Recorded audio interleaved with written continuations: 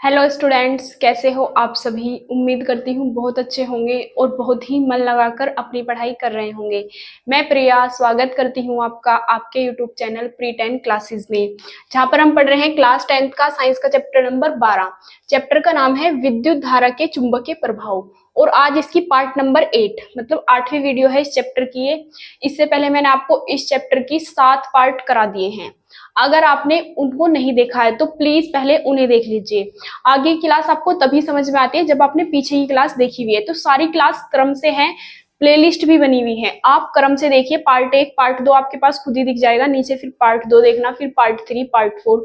तो part wise आप सारी वीडियोस को देखिए और उसी हिसाब से अपनी नोटबुक में वर्क कीजिए। जो हमारे एनसीईआरटी पर्सन है तो जो इनमें नियम लगेंगे ये मैं आपको लिखवा चुकी हूँ।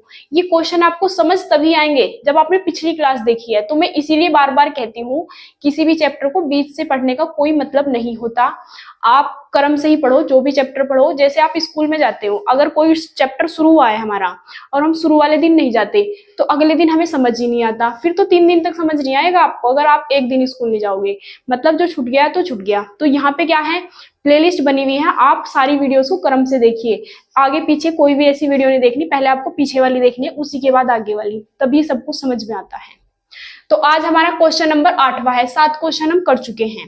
इसमें क्या कहा है, निम्नलिखित की दिशा को निर्धारित करने के नियम बताओ।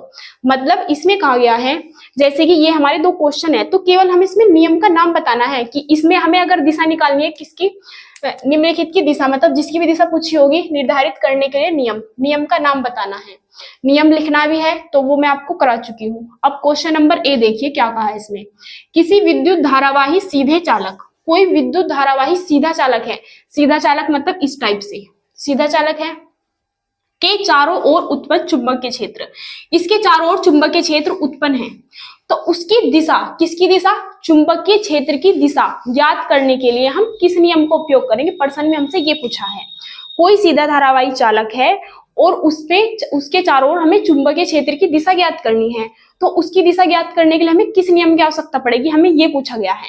तो हम आंसर में क्या बताएंगे, जो इसके चारों ओर, देखो जिसने नियम पढ़ा होगा, मैंने आपको एक नियम बताया था फ्लेमिंग के दक्षिण हस्त अंगुष्ठ नियम।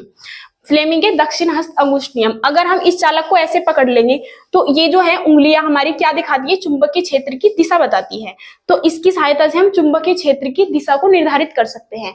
तो इसका आंसर क्या आएगा, फ्लेमिंग नहीं, मैक्सवेल के दक्षिण हस्त अंगुष्ठ नियम। आंसर में लिखेंगे हम मैक्सवेल का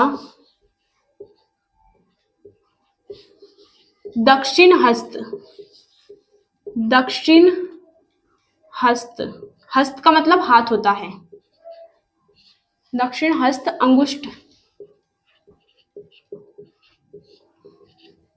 के नियम का उपयोग करेंगे, नियम का उपयोग करेंगे। अब आता है बी। बी में क्या कहा है, किसी चुंबकीय क्षेत्र में, मतलब कोई चुंबकीय क्षेत्र है कहीं पे, क्षेत्र के लंबवत स्थित। अब हमें क्या करना है, क्षेत्र के लंबवत स्थित क्या है, हमारा विद्युत धारावाही सीधा चालक। जो हमारा चालक है वो क्या है, क्षेत्र के लंबवत है। यहाँ देखो इस वाली लाइन को गौर से, क्षेत्र के लंबवत कर दिया। इसमें क्या फर्क है, बस इतना सही फर्क है। इसमें किसी चुंबकीय क्षेत्र में क्षेत्र के लंबवत स्थित विद्युत धारावाही सीधे चालक में स्थित विद्युत, मतलब है तो स्थिति इसमें विद्युत धारावाही चालक पर लगने वाला बल, बल की दिशा कौन बताता है, फ्लेमिंग के बाएं हाथ का नियम। उसमें जब ये क्या था, फ्लेमिंग के बाएं हाथ का नियम, जब हम अपने बाएं हाथ की उंगली मतलब अंगूठे तथा उसकी पास वाली दोनों उंगलियों को इस प्रकार फैलाए ताकि अभी यहाँ भी 90 डिग्री कोण बने और यहाँ पे भी 90 डिग्री। तो जो इसमें अंगूठा होता है ये किसकी दिशा को बता रहा था, बल की दिशा को बता रहा था। तो इसमें हमसे क्या पूछा, आरोपित बल की दिशा। अगर बल की दिशा पूछी जाती है तो आप लगाओगे फ्लेमिंग के बाएं हाथ का नियम, और अगर किसकी दिशा पूछी जाती है, चुंबकीय क्षेत्र की, तो आप लगाओगे मैक्सवेल का दक्षिण हस्त अंगुष्ठ नियम। हस्त है तय बनो यहाँ पे, दक्षिण हस्त अंगुष्ठ नियम। तो इसके आंसर में हम क्या लिख देंगे, आरोपित बल की दिशा। तो हम यहाँ पे लिखेंगे फ्लेमिंग के बाएं हाथ के नियम का उपयोग करेंगे, फ्लेमिंग के बाएं हाथ के नियम का उपयोग करेंगे,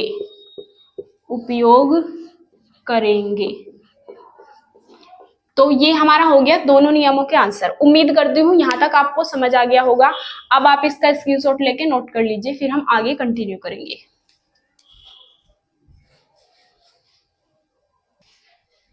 अब हम आगे देखते हैं क्वेश्चन नंबर 9। इसमें हमें क्या दिया हुआ है, किसी विद्युत परिपथ में लघुपथन कब होता है, या फिर लघुपथन क्या होता है आपको ये पता होना चाहिए। लघुपथन देखो किसे कहते हैं हम, शॉर्ट सर्किटिंग को, मतलब जब कभी शॉर्ट सर्किटिंग हो जाता है या फिर कभी भी मतलब फॉल्ट हो जाता है हमारे घर में किसी भी परिपथ में, उसे ही हम क्या बोलते हैं, लघुपथन बोलते हैं।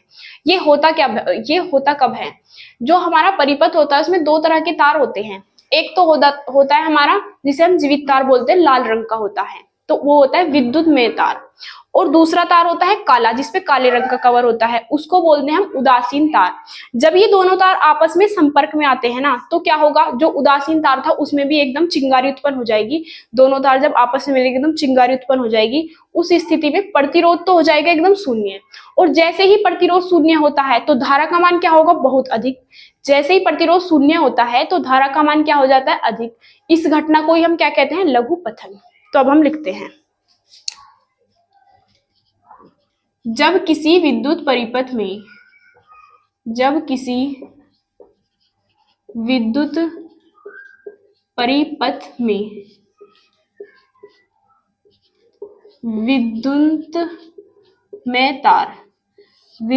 में तार ब्रैकेट में लिखेंगे, जीवित तार भी बोलते हैं इसे, जीवित तार किसी उदासीन तार के संपर्क में आता है। कैसे तार के, उदासीन तार किसी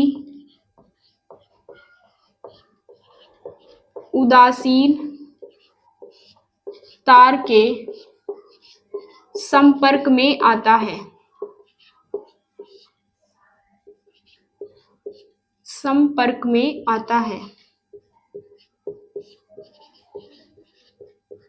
तब परिपथ में अचानक प्रतिरोध का मान क्या हो जाता है, शून्य।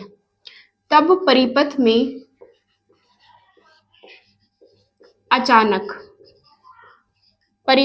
अचानक प्रतिरोध का मान शून्य, अचानक प्रतिरोध का मान शून्य, प्रतिरोध का मान तो क्या हो जाएगा, शून्य, तथा धारा का मान अचानक बढ़ जाता है। किसका मान बढ़ जाएगा, धारा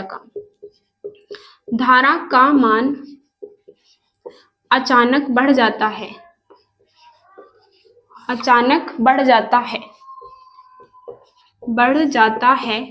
इस स्थिति को क्या बोलते हैं हम, लघुपथन।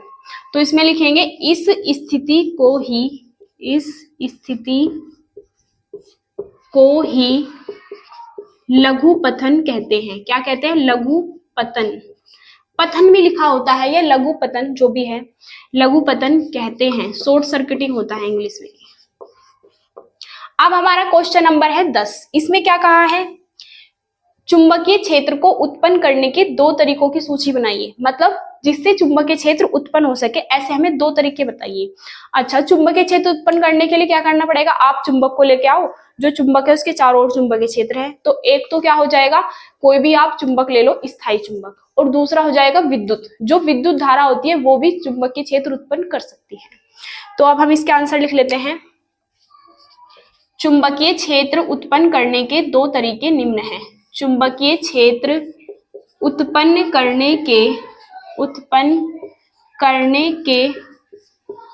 दो तरीके निम्न हैं।